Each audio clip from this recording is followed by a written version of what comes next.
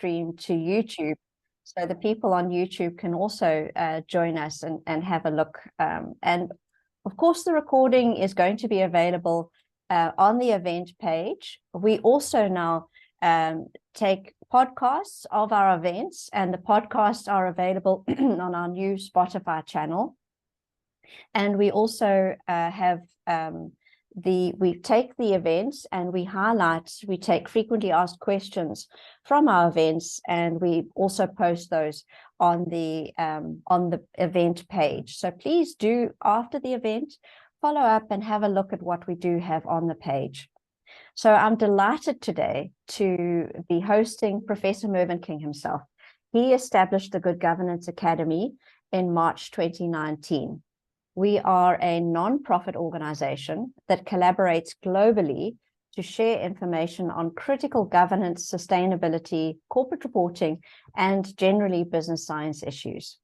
We align with the United Nations Sustainable Development Goals, 4, quality education, and 17, collaboration. Today, the Good Governance Academy has established itself as a source of thought leadership for directors, executives, professionals, and academics from all over the world. The Good Governance Academy has earned its reputation for content excellence while remaining deeply relevant to the world's changing business environment. And today is no exception. Today, we are launching the first in our series of Taking the Helm, where Professor Mervyn King will take us through his experience of being a chair on boards and specific items that we're going to be discussing today. So good morning to everybody. Please use the chat functions. Lovely to see people from Qatar, from Mozambique, from South Africa, from all over the world. Lovely to see you, and welcome to the Good Governance Academy again. If you have any questions for Prof. King, we're going to treat today as a fireside chat. We'd love to bring you into the fireside with us. So please ask your questions in the Q&A so I can very quickly pick them up, and we can. And yes, thank you for your reactions. Lovely. The reactions are available. You're welcome to download the transcript. You can under the show captions also take a transcript. But as I said, we will be saving this to the event page. So join us on the event page afterwards. But first of all, welcome to Professor King, and welcome to everybody online. And today we're going to be talking about the new board agenda. But the first thing I'd like to get right is, what is the role of the chair in setting a board agenda? So Prof, if you can impart some wisdom on that for us. Well, wisdom with experience, Carolyn. So I'll talk from experience. In setting the agenda for the board meeting, my experience has taught me that I talk to the senior management. So, for example, the group chief executive, the chief financial officer or chief value officer, depending what we've been thinking about. And if there's not a chief value officer, then I would certainly talk to the chief financial officer, the chief sustainability officer, and the chief information officer. Critical today on the question of, for example, AI. And of course, the company secretary who's going to put all this together. The importance of a pre-meeting is to actually learn from senior management what's happened from the previous board meeting to the board meeting we're about to have, and to make sure that the critical issue that one or other of them raises with me is set down on the agenda for that day. And the next thing to discuss with them is the minutes of the previous meeting, which I would have approved of and edited before they went out, is the action taken. What have you done? And how have you done it? And if necessary, that of course is an agenda item, what action has happened. But there might be specific issues that arise that you would make it a separate agenda item.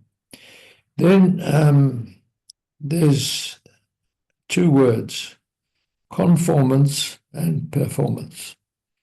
So you deal with each of these senior management executives I've been talking about. A lot of them would, of course, be executive directors as well. And you deal with the critical issues of conformance, things that the company has to do as a matter of law. How have we done with compliance issues? And then performance, have we created value in a sustainable way? And not forgetting that value creation also embraces preservation and erosion, and actually raise the question of, well, the natural asset we're using here is coconut oil. I believe there's a shortage of coconuts in the world today. And so what are you doing about sourcing this? And then a critical question to discuss with these senior management people is the sourcing of information, and is it auditable information? And especially with sustainability reporting, certainly over the next 2 years, my view is that globally it will be mandatory, and it's just a question of which standard. And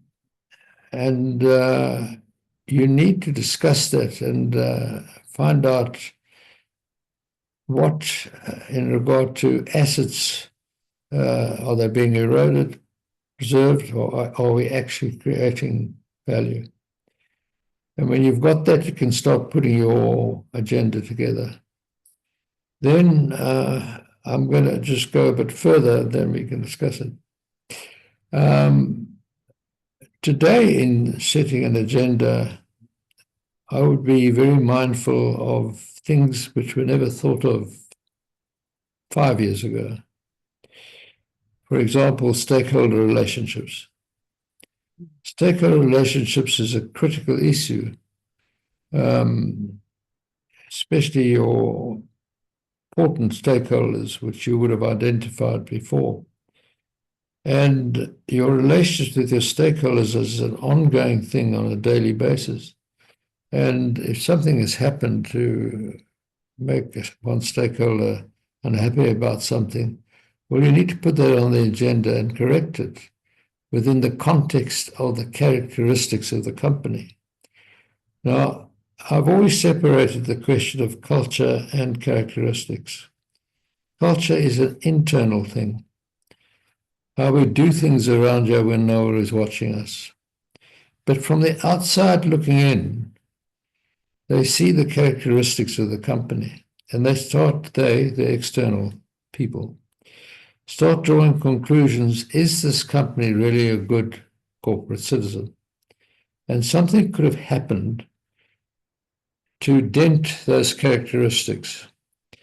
So Adrian Cadbury, when he was still alive, he and I had many discussions about this, that culture is really an internal thing, whereas characteristics of a company. So I've got a South African culture, but I've got characteristics the same as you, Carolyn. And it's those characteristics that sometimes are very important in running the business of the company. So if something has happened in regard to characteristics, it should become an agenda item, that sort of thing.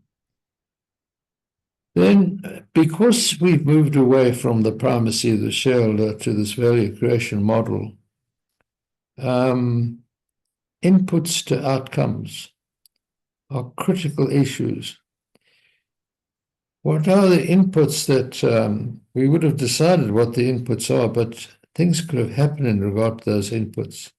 And the outcomes could be very different. If you had, there could be, I'm going to call it a wild card like President Trump happening, and it could affect those outcomes. So discuss that in the pre-meeting with the senior executives, and maybe that would become an agenda item. And then IT governance and cybersecurity. This, of course, is absolutely critical. Of course, the two major risks for business today is climate change and cybersecurity. And do you have an officer which has been audited for competency and integrity, etc., who is a recovery officer when you have actually some leak through your firewall? And if there has been, you need to make that specifically an agenda item. Then something I've discussed in regard to King 5. If I am a clothing manufacturer and listed on the London Stock Exchange, my main supplier of fabric, let's say, is a fabric manufacturer in Nigeria. It's very important that I know what is their state of corporate governance, what is their state of governance, how are they governing? Are they governing as responsible corporate citizens? Are they reducing expenditure, for example, using child labor? Because if that is discovered, and I have costed my product, which is selling in the high streets of London, for example, the next day I could lose up to 50% of my market cap when the stock exchange opens. Now, that's exactly what has happened to some companies. These humanitarian issues you've got to watch in your supply chain. And it's something at a pre-meeting you will discuss. And it's something that either the chief financial officer, someone has oversight over what's happening in your supply chain. Because what happens in your supply chain could absolutely affect the value of your market cap. Then the risks and opportunities of climate change. It's something that has to be discussed. It's something that does affect the company and could affect the company. Let's assume we were in California, for example. We would be very concerned about that, running our business in California at the moment. And I include in climate change the question of nature, because nature is extremely important, especially, let's say, in the agricultural business. You've been laying pesticides down to stop pests eating your crops, etc. But of course, the pesticides also kill other things, like things you don't want to kill, like bees. But they're also, perhaps even more importantly than bees, nothing's more important than the bee. They pollinate and as a result we can still eat. But they do kill earthworms, and then you don't get the aeration of the soil. And when you don't get the aeration of the soil actually becomes unable, you can't grow your crops there anymore. And so these are critical issues which you've got to be mindful of. And then diversity on your board. We've been focused on gender and race, but the importance of the Millennium and Generation Z is something which is stark but realistic. So Generation Z, Carolyn, are young people, let's say 23, 24, 25, but they've already got a degree in IT or whatever it is, and they think differently, certainly from me, and even as young as you are, Carolyn. Thank you. But they just do. Experience has taught me that when there is an issue, to discuss that with a Generation Z person, and something will come out that you just... And so you need to get that on your agenda as well, but you need to discuss it with your pre-meeting. And many companies, as a result, have established, some call it a shadow board, some call it an advisory board, but it's made up of Generation Z people. And they enter into a contract with non-disclosure agreements, loyalty undertakings, and if they breach that, and you register their names, if you're in England, for example, with the Institute of Directors in England, and if they breach that non-disclosure agreement, confidentiality of issues, well, they will never become a director of a company during their adult life. So there is that way of enforcing it. But it becomes an agenda item, and you can see the agenda today is much more flavorful. I can't think of another word. When I started becoming chairman of companies some 30, 40 years ago, whenever it was. Thank you. But I think, yes, flavorful, I think, is a nice word. That's flavorful. So sorry, I took a long... No, that's a fantastic overview. Thank you so much. And thanks so much for everyone to put in the Q&A. Really, I can't keep track of the chat. Please chat amongst yourselves, but if you can post it in the Q&A so I can track. I really would like to ask Prof. King your questions. If I can just backtrack right to the beginning.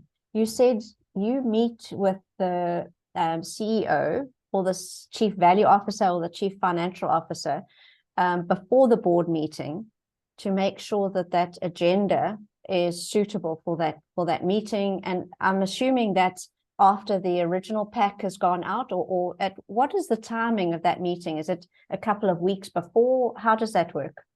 It's absolutely a good few weeks before the board meeting. And because usually you have, in big companies, you have 4, maybe 5 board meetings a year, maybe 6, most. So you've got a good few weeks between each board meeting, and a lot happens in those few weeks.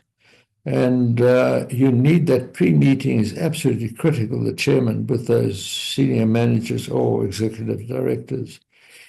And even sometimes go and discuss it with the lead independent non-executive director in case you get sick and he takes over chairing the meeting.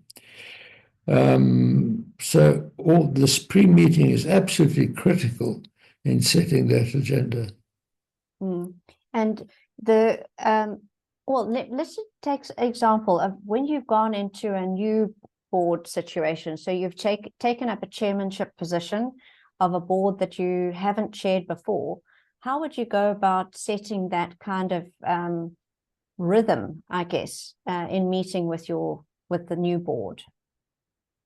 Well, first of all, I want to stamp my authority on the board, and I do it like this. We have an important issue on the agenda, and we just, I will, let's say it concerns an IT matter, and Carolyn, you're on the board, and I know you're an expert in IT issues. I would phone you and say, Carolyn, have you read your board pack? Yes, maybe. Carolyn, when this agenda item comes up, I want you to start discussing it. I want you to investigate. It's a 30-page management report we have on this issue. But I want you to go into it even greater detail. And I want you to talk about and discuss it. Why do I do that? Because I just want the discussion to be at a more informed level. So we've come to a better business judgment call, much more informed, and even with the management report. So when it comes to that item, I would say, Ms. Chalmers, and boardrooms when I chair, I never use first names. I always use Mr., Doctor, Professor, Miss Chalmers, or whatever. And also it just changes the atmosphere in the board. I would say, Ms. Chalmers, would you, this item, what is your view on this item? And you put practical away. So, right, discussion, anybody? Let's discuss this. And we discuss it, let's say, for 45 minutes. And I'd say, well, I think the meeting is inclining to a resolution of ABC. Do you agree with me, Mr. George? Do you agree with me, Mrs. van der Poel? Do you agree with me, Dr. Ping? And so on. I'll go around the boardroom table. Well, each one says, yes, chair, yes, chair, yes, chair, yes, chair. And then I just pick on one of those directors and I say, Dr. Ping, will you please explain to me in great detail why you voted yes? Oops, on the spot. Now, Dr. Ping hasn't understood that management report, hasn't followed that discussion for 45 minutes. I tell you, he sits there with a second row of teeth. He's highly embarrassed. But I tell you what does happen, Carolyn. The question of diligence, the question of doing your homework, my board members, it improves tremendously.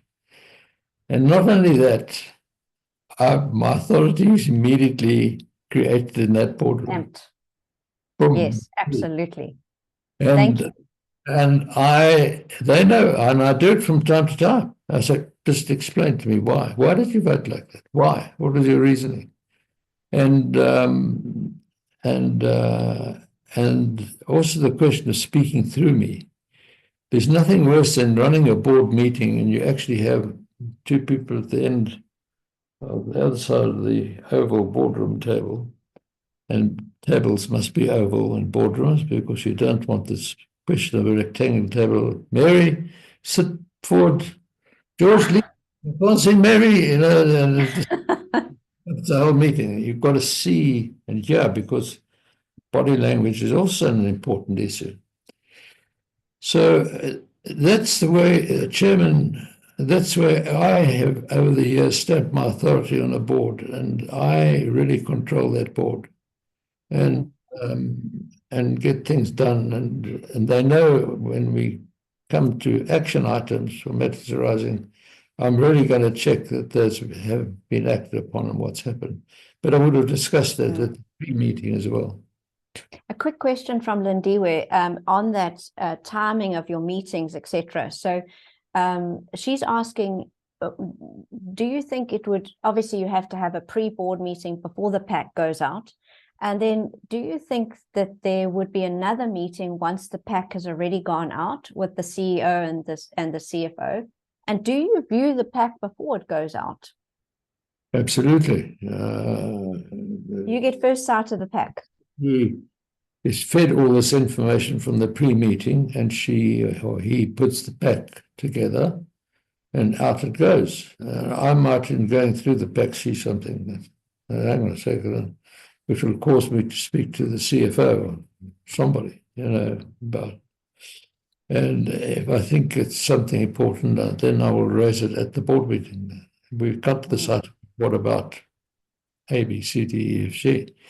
What about this item? So absolutely, you get the pack and you go through it. There might be things arising, might be things that come to your attention which are not specifically set out on the agenda, but as chair in control of the meeting, you raise that issue and discuss it.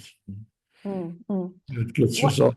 What happens if something comes up that an urgent? So I'm asking along the lines of what John is asking here. John's asking, would you change the published agenda if something happens to dent, for example, public image in the last hours or days before a meeting, and without any paperwork to inform that discussion?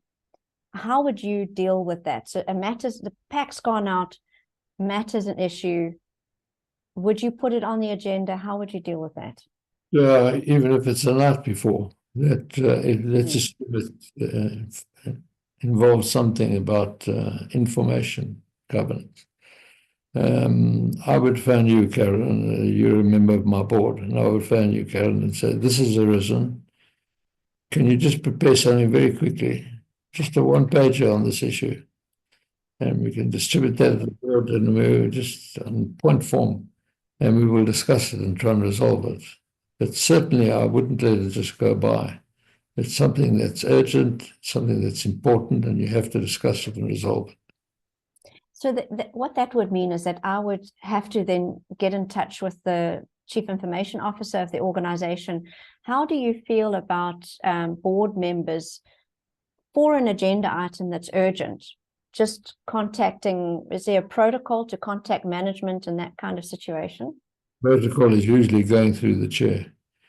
So the protocol laid down is you go through the chair who says to you, Karen, and certainly talk to the Chief Information Officer, tell him you've discussed it with me and talk to him about it, and just prepare a one-page note so we've got something for us and we can discuss this. It's urgent. We didn't know about it. Fair in the pack. Let's discuss it now at the board meeting. Absolutely. And just a last thing on the agenda before we move to the actual topics on the agenda. In an agenda, when you have the management pack comes through, and I've been in meetings when it's 1,000 pages that come through to us. And then you have, so management presents a report, as you say, is 30, 40 pages with all of the annexures, addendums, and then you have management come into the meeting and then present on the whole pack. How do you deal with that? It's on the agenda. We know that we needed to discuss it. It's a decision-making item. How do you deal with that? Well, again, you just, as a chair, you've got a responsibility to make sure it's you raise it, even if you've got nothing before you. You raise this issue, and you make sure you discuss it and try and resolve it at that board meeting. It might mean that you have to think about it and prepare something and call an extraordinary directors meeting, ordinary. But if it's important, you've got to resolve it. I just saw someone on the chat asking me about Steinhoff. I was a director of Joshua Daw, the uncle in the furniture business. And Mr. What is his name? I can't remember. From the German company, from Steinhoff, came and did a presentation together with Jooste about how we should merge into Steinhoff, and Joshua Daw would disappear. I was not happy with that at all, and had many questions to answer about it. And the chief executive got very upset about this. But I regard myself as quite an informed person, and when I asked questions, Jooste gave answers which were not comprehensible to me. That was disturbing. And I was dead against it. But as you know, a good few years later, I had already left the board, and it actually happened. And I had kept my Joshua Daw shares. They became Steinhoff shares. And like everybody else, I lost 90% of the value. But it's extraordinary that when you think, people forget in regard to Steinhoff that the center of Steinhoff was in Holland, in the Netherlands. And they have a supervisory board. Dual board. No, it's a dual structure. And the supervisory board are all the non-executive, with the independent or whatever, but they're non-executive. And then you have the executive board chaired by the chief executive, Jooste. So you don't get, and that's why I'm very much in favour of the unitary board, because if you're the chief executive, Karen, and I'm the chairman, we eyeball each other. And I think Yes. eyeball is very important. And I also think that unitary board is more important because you've got those who are at the coalface as executive directors, and those from the outside coming in are not at the coalface, but they ask the questions about the wood from the trees. So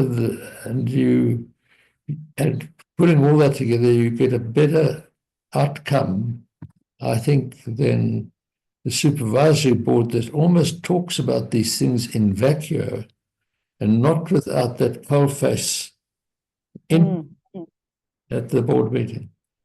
And that's why, as I'm speaking to you, the question of the dual structure of boards, supervisory board and an executive board, is falling out of favor. And the unitary board is definitely seen to be more favorable from a governance point of view. And the eyeball to eyeball. yeah, to me, it makes sense that you've got people with outside experiences and obviously certain skills in regard to that business, and so they can invite it on the board and the non-executive director. But you've got people who deal with this on a daily basis, and they're actually at that coalface. And you put that mix together and you mix it up, and out should come a much more informed decision. Yes. And, the supervisory board actually goes blank. I mean, in Steinhoff, it's very interesting. Joost is a very charismatic chap, and his fun or his weakness in life was horse racing, and he owned, I think, the biggest stable in South Africa at the time. And it was very fascinating to me that one of the non-executive directors, very well known, one of the supervisory board directors, very well known, who I think had obviously seen a horse in his life, but had never, in the horse racing business, suddenly bought himself a racing horse and entered into races. So that charisma from the management flowed over into the supervisory board. And so I think it's I don't like the dual structure. I think a unity is much better from a governance point of view. We've got you're saying, eyeball to eyeball. We've got a question from Ntumba here around the rigidity of the agenda. So if the question is, does the set agenda pose a form of rigidity on what is to be discussed in the board meeting when issues like the previous pandemic arise, which can lead to disruption of the organization's regular performance? So how rigid is that set agenda? And what you were saying in the lead up is it actually needs to be flexible. And I guess that's in the context of the work plan for the year or for the 18 months. And then, all right, so we've got that. You saying the meeting beforehand gives a little bit of flexibility to that. You need to address the matters of the day. But what happens if you get to the board meeting and a board member wants to, or management wants to add an agenda item? How rigid do you need to be? Not rigid at all. If something happens that is important, you have to discuss it. And if you raise it there, and if you need to, you call another board meeting extraordinary in a week's time, or the next day even, or you sit into the night. I've chaired board meetings when I was the chairman of Straight, when we moved from manual sale of shares on the stock exchange to a digital movement. It was formed by way of a statute. The entity became a person in law through legislation. So it wasn't an ordinary company, and it had a double function. the function was that it would control the trading of shares and also would regulate the custodians who would be holding this electronic share certificates. And the major, the starters of Straight were the JSE themselves and the four major banks. And they asked me to chair Straight. And I found the first few board meetings, I was more an arbitrator than a chairman, because there were debates about the money being put up by the bank and what was happening. And then, more importantly, there was huge debate about the fact that Straight was the policeman, because it policed how the custodians were behaving, and yet also they were trading, and we were controlling the trade. But now we were in one building, and I actually never built a Chinese wall, but trading and the regulation. I put the regulators on the fourth floor, and I put the trading business on the third floor. I actually physically separated them.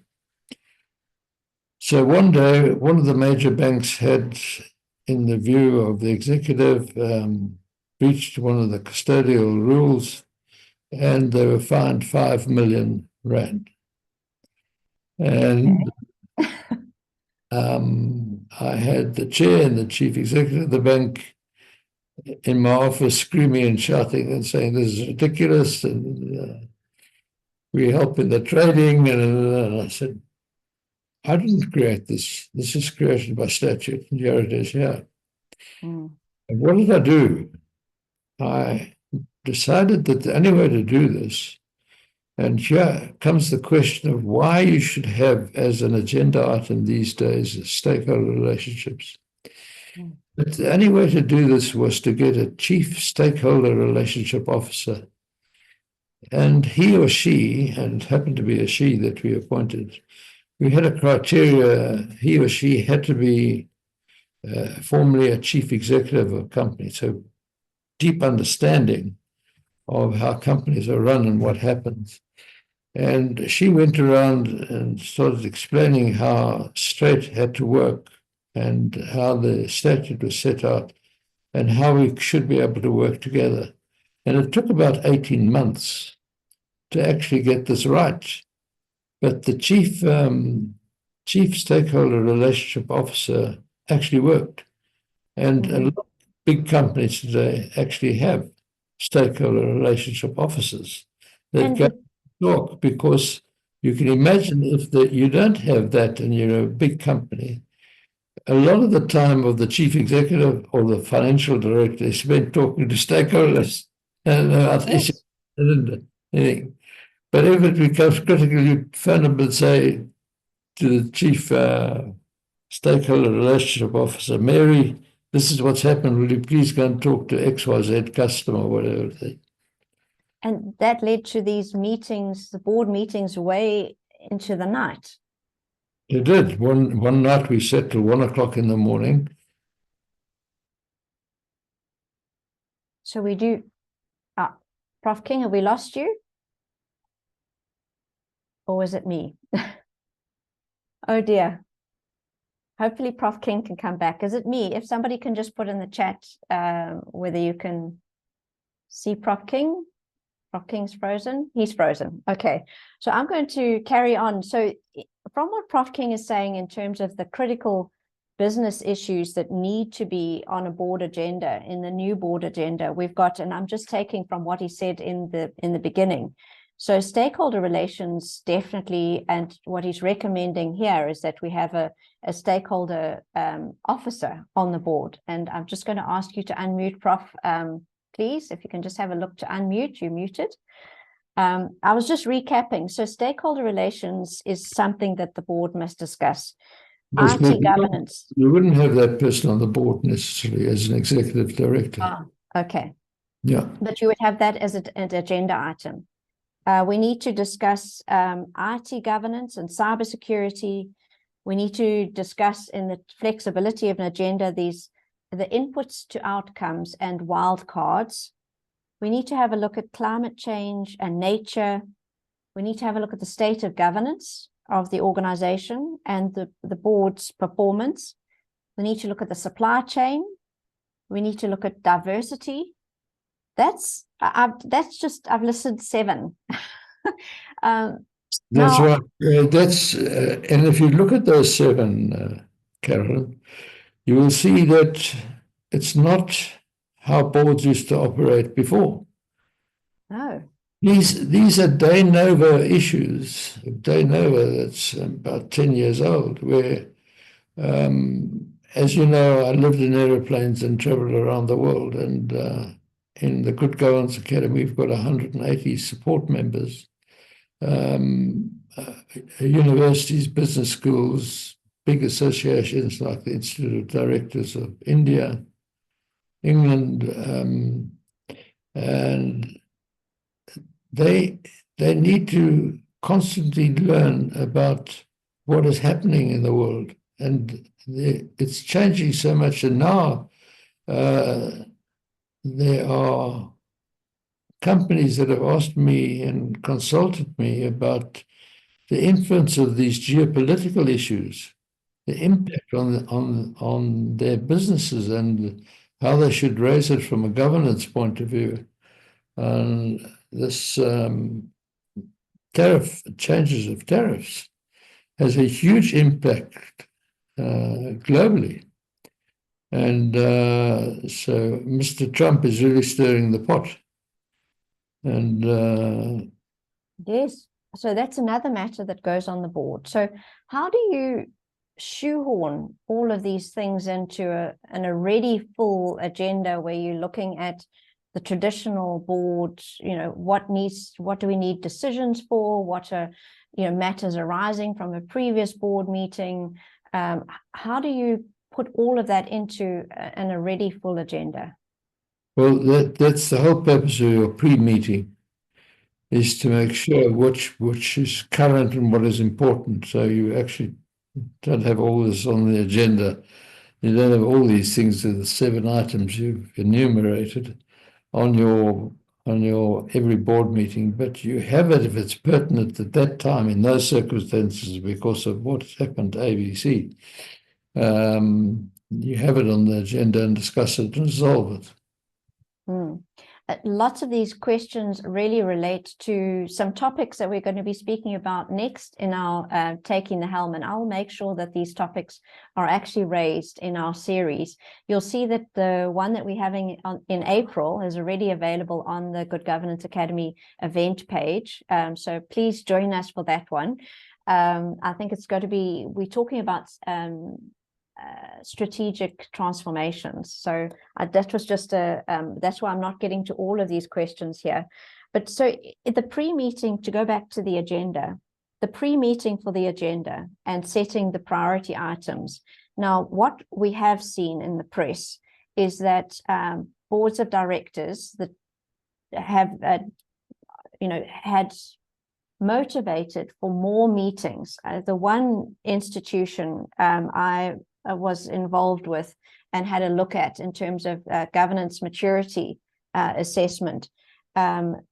Normally what's required is 6 board meetings a year, and this board had 82 board meetings in the year. And it was actually, one has to ask oneself whether it was not just a money-making racket, and things that actually were discussed. So that was now getting into the minutes in the meetings. But from your experience, how do you prioritize these matters? Do you prioritize them, or does everything need to be spoken about? Well, you actually have to prioritize, because if you just take, for example, supply chain issues, value creation, preservation or erosion, the risks and opportunities of climate change on the company, diversity, stakeholder relationships, inputs to outcomes, IT governance, cyber security. If you take all those things and you put them all on the board, I mean, your board meeting will go for days, can go for days. And I've always said a board meeting should be finished within 3, maximum 5 hours.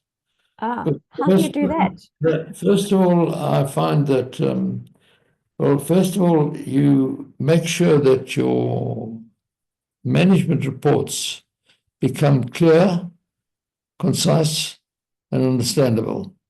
And as chair, I will keep on rejecting management reports, keep on rejecting them Because until you have first they're sighted them. clearly understandable. Because don't assume that that everybody in the boardroom has got an understanding on these issues, and but make them understandable to the average reader.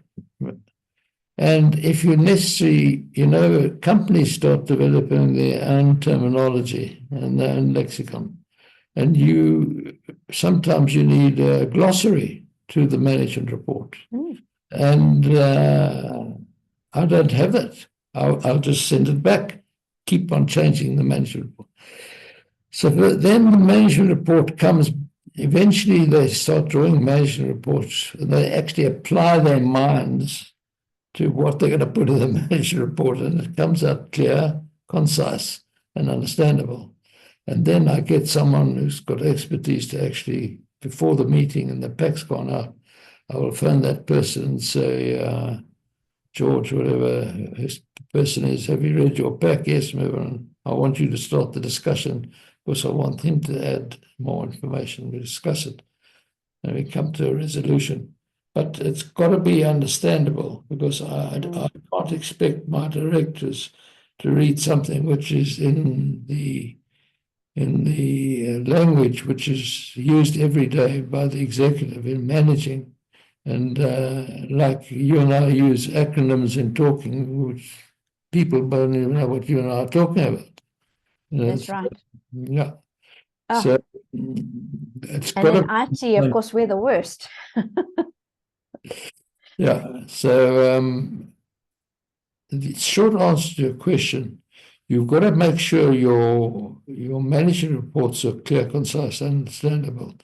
And there the chairman plays a critical role, because he just keeps rejecting and redraft. Have you ever postponed a board meeting, or would you postpone a board meeting if the board pack wasn't suitable for the board in time for the board meeting? Well, I wouldn't let the board meeting start. You wouldn't. You would postpone it rather. Because after my pre-meeting, the company secretary would prepare the board pack.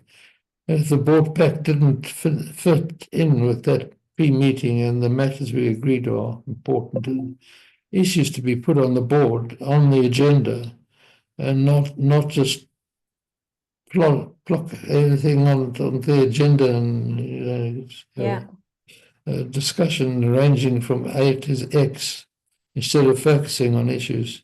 I'd postpone the board meeting and just rearrange it, and I'd have a meeting with those executives and just say, we had this pre-meeting. It's a very important meeting, and look what's happened as a consequence. And that's why, being a chairman is seen as honorific, an honor, but it's actually horrific. It's actually horrific, because you have to deal with things, and sometimes you're seen as a person who is embarrasses you, somebody that calls you out, but you've got to make sure you've got control of that meeting, and the meeting is going to actually come to decisions in the best long-term interest of the health of the company. And that's why in 1992 already I was saying that when I wrote the first King report, the report came out and assumed my name as chairman. Little did I know we'd end up at King 5, but anyway. But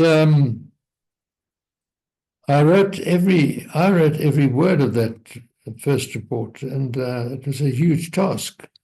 And so what did I learn? I learned to have committees on issues, and then a convener of those like King 4, the convener was Ansi Ramala, and she convened the various task teams, and thing which I agreed with her what those task teams should be and who should be on those task teams. And then she collected the information and she brought it to me. And as she said at the time, I was giving her a nervous breakdown because I really had to think. Deadlines. And that's how we arrived eventually at the King report. So, and there's no difference in a company. If you get these coming from different departments reports, which are really, you read it, they almost sometimes are non-understandable. Send it back. Just eventually you get your board pack coming, and it becomes a meaningful board pack, and somebody can really discuss and get to the meat of the matter. And then the person I would have asked to really go into it in greater detail, get them to add ideas and discuss it. Hopefully the unified collective mind, we can talk about that another time, unified collective mind comes to a better business judgment call in the best long-term interest of the health of the company, which obviously from time to time is going to benefit one stakeholder more than another, but another time it'll be reversed. So they're going to be trade-offs all the time. And you've got to understand the needs, interests, and expectations of your stakeholders as a matter of fairness. So when you actually make a board decision in the best interest of the company, it's going to hurt one stakeholder more than another, let's say. But when they come crying to you, you can actually explain to them what happened at the board meeting. You already know. The conclusion we came to. And I hope you understand that the conclusion. And it's really interesting. Sometimes they say things to you that maybe you haven't considered, and you say, right, we will consider that, and you do. But you've got to make that decision in the best long-term interest of the health of the company. And you can't meet that's why I think it's very dangerous to say we were in an exclusive period during the whole of the 20th century of the primacy of the shareholder, exclusively looked at the interest of the shareholder. And now we're inclusive. Well, if we had to meet the needs, interests, and expectations of all stakeholders, the company would go bankrupt. You just can't do that. So you've got to have a focus on, and your duties of good faith, care, skill, and diligence is owed to the company. It's not owed to any particular stakeholder. And that's why it's interesting that standard setters can choose an audience, perfectly entitled to choose an audience, like the investor, for example. But that doesn't obviate the directors having the obligation to report material matter in the sense that it could influence the mind of the reader as to whether he or she should continue their relationship with the company. I mean, that's your duty. So it doesn't change that obligation. And that's and hence why I think in the ISSB, see, I'm just using an acronym, the International Sustainability Standards Board introduced the principle of interoperability, which has got its own problems because, as you pointed out, Carol, it's a business science term, and it can cause problems when you're dealing with digital issues. So you're touching on issues. Actually, it's the board discussing certain matters, perhaps the performance of the board, how the board is going to be dealing, acting in the best interest, etc. Do you see the need for, other than discussing or setting a meeting, for other than discussing just the matters that are before it, also discussing how the board itself operates, or is that the same meeting? Is it a separate meeting, or does that come out of the same meeting when you're discussing the matters of the company? Same meeting, but I certainly, as the chair of a company, when a new director was appointed, I would ask him or her to come and see me, and I would talk to them about how we operate and what we do. Okay. and let them have an understanding how I like to run, how the board meetings that we held are run, and why I insist on that being an oval table so I can see and hear each director. I don't want to ask this, lean back, lean forward, speak up,